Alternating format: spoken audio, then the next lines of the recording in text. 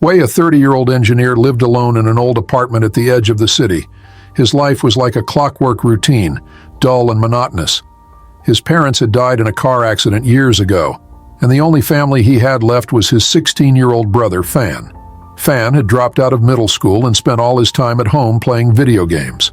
His bedroom door was always shut, with a "Do Not Disturb" sign hanging on it. He showed no interest in the outside world.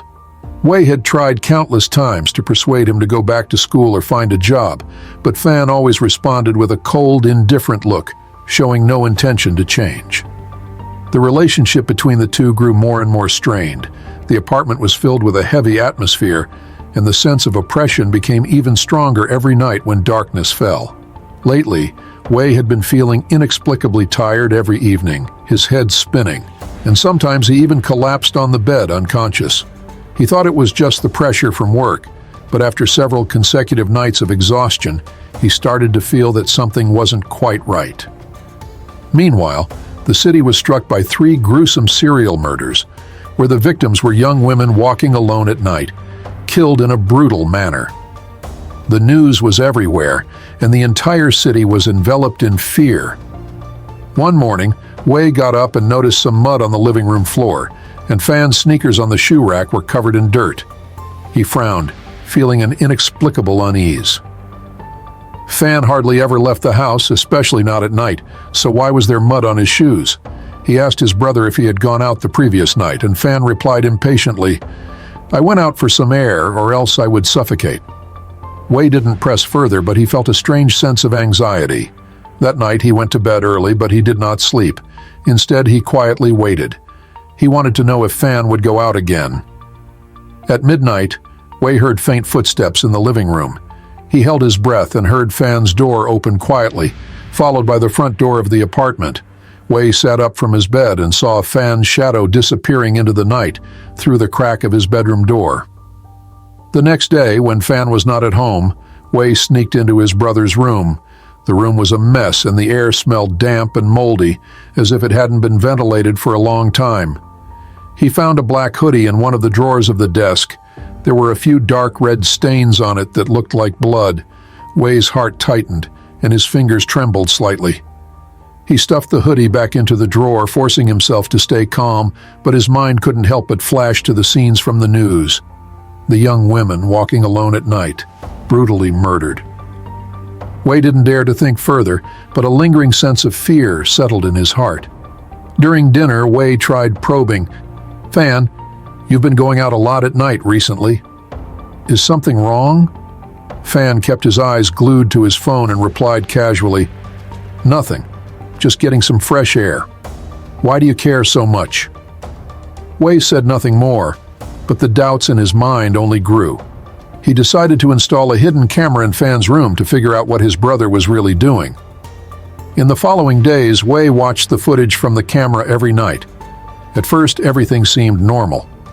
The footage showed Fan playing games, sleeping, occasionally getting up in the middle of the night to get some water. But on the 4th night, the footage made Wei uneasy. At midnight, Fan's door quietly opened. He came out wearing the black hoodie, his movements stiff and unnatural. He put on the hood, covering most of his face, and then walked out of the apartment.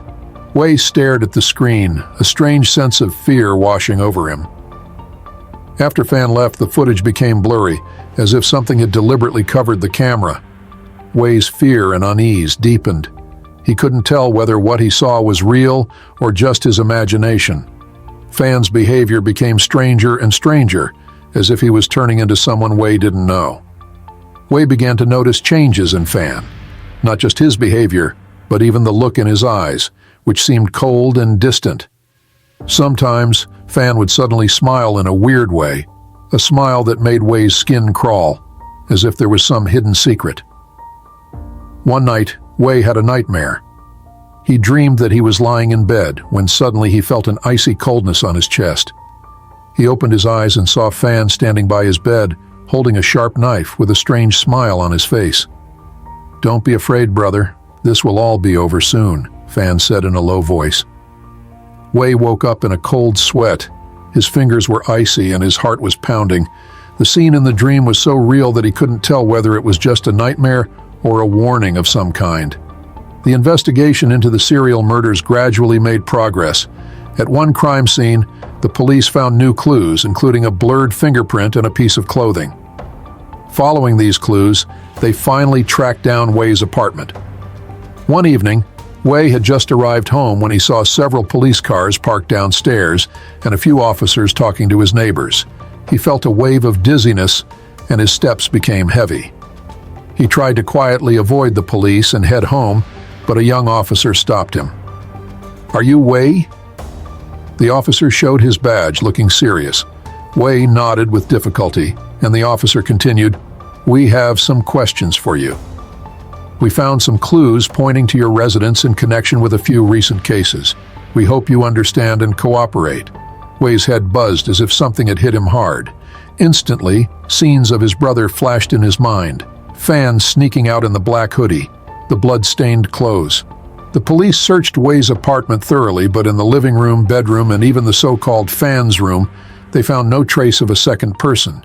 There were no extra personal items, only Wei's belongings and signs of a single person's life. Wei's emotions began to collapse. He kept repeating, "My brother lives here. He stays in his room playing games every night. Why can't you see him?" The police exchanged puzzled and sympathetic looks. Eventually, they took Wei to a psychiatric facility for further examination. Under the guidance of a psychiatrist, Wei began recalling those blurred memories. After several hypnosis sessions and psychological treatments, he finally realized that the memories of his brother Fan were all just illusions he had created. Fan never existed. The so-called brother was just another personality deep within Wei's mind, a projection created to cope with his loneliness and depression after his parents' death. Fan carried all the anger and resentment that Wei couldn't express, especially his dissatisfaction and hatred towards the world. Whenever night came, Wei would unconsciously switch to his Fan personality, put on the black hoodie and become that dark and dangerous version of himself. He wandered the streets at night, looking for seemingly vulnerable targets, venting his anger on innocent victims.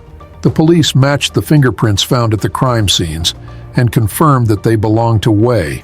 But Wei himself had no memory of any of this because whenever the Fan personality took over, Wei's main personality would completely shut down, with all memories locked deep within his subconscious. Wei was diagnosed with dissociative identity disorder and was sent to a mental hospital. He sat by the bed in his hospital room, looking out the window. The sunlight filtered through the iron bars, casting dappled shadows on the floor. He whispered softly, "Fan, where are you?" The face in the mirror was still his own, but his eyes seemed to reflect two different souls. One was the gentle Wei, while the other was the cold and ruthless Fan. "I just wanted to protect you, protect us, so we wouldn't get hurt again." Wei's voice was weak, as if coming from the depths of an abyss. The sound of a nurse pushing a cart came from outside the room, footsteps approaching, breaking his thoughts. Wei closed his eyes and took a deep breath, as if saying a final goodbye to the other self inside him. But he knew that the shadow, the brother deep in his heart, would not disappear easily. It was like an inseparable part of his life, always lurking in the darkness, waiting for the right moment to wake up again. The sunset slowly faded, and the room fell back into darkness. Wei's face disappeared into the shadows, leaving only a faint, cold smile reflected in the mirror.